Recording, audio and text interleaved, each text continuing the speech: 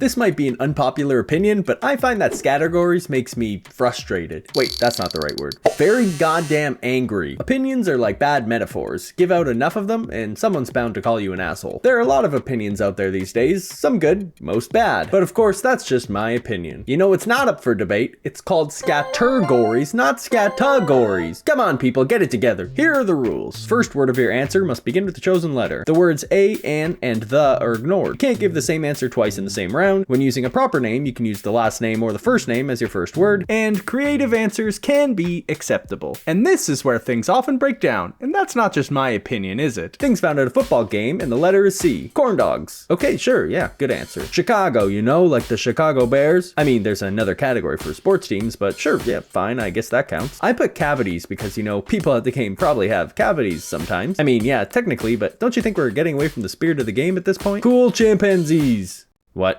I put cool chimpanzees for my answer. No, you don't see chimpanzees at football games. That's ridiculous. Cross it off. Dude, somebody at some time had a chimpanzee at a football game. I'm looking it up on my phone. No, you can't just... There, I found an instance of a guy bringing a chimp to a high school game in 2012. So I actually get 2 points because cool chimpanzees uses the letter C twice. It's expected that a party game would have a bit of flexibility as long as it's reasonable. True. And we can expect that this rule in particular is reasonable as long as the people that made it are reasonable. True. But they're probably not. So Scattergories is a good game. Let's get some more opinions, and my opinions on those opinions. Yay! The winner is the person who's willing to be the silliest. Name something that's purple. Someone writes bananas and says, bananas can be purple if you paint them purple. Grrr. 2 out of 10. Reasonable. Great for people who like words, backstabbing, and lots of arguments. ...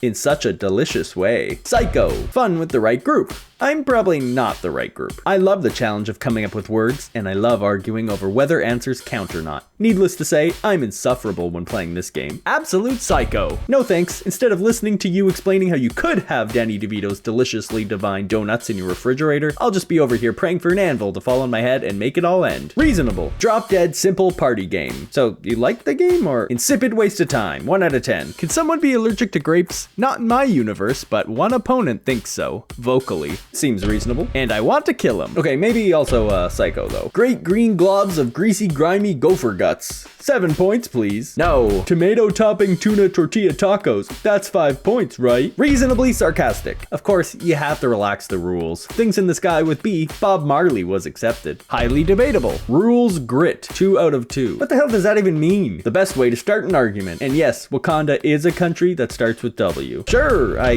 guess. If not taken too seriously, this can be a fun game with a nice amount of stress. Nice amount of stress. What is wrong with you? How original can you be? So do you like it, or? 4.7 out of 10. Oftentimes, it just reveals who's the Rain Man in your social group. Somewhat problematic. Chicks dig this game. Citation needed. I dislike the timing part with the sand in the hourglass. If everyone's playing, who's watching for the sand to run out? Seems flawed. Not something I ever thought would be an issue, but sure, reasonable. XGF left this one with me. Reasonable. And sorry to hear that. Good game with good Christian values. Sorry, this one's actually about Doom. Burned in fire. 3 out of 10. I have no documentation to prove it, but my copy was owned by Christina Ricci. I believe you. It's a fun classic party game, and I tend to enjoy it. Unless I'm playing with rules, Nazis. I hate you.